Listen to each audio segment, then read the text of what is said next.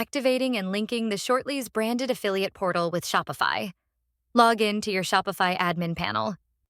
Open the Shortly app and go to Affiliate Programs option. Click on the Activate button here. Now click on Enable App Block.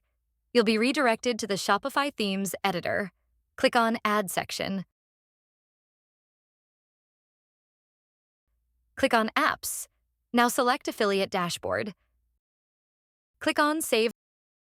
Now let's link the dashboard with Shopify menu. Click on Online Store. Go to Navigation. Now click on Main menu. Here click on Add Menu Item. Now enter the name here. Now click on Search or Paste Link. Click on Pages. And now Affiliate Dashboard. Now save the changes. And that's it. The Shortly's branded affiliate portal is activated. Now open your store and you can see the dashboard will appear here. The influencers can sign up here. Enter the details.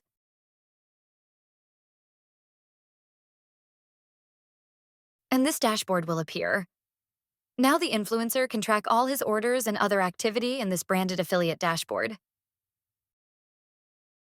Thanks for watching.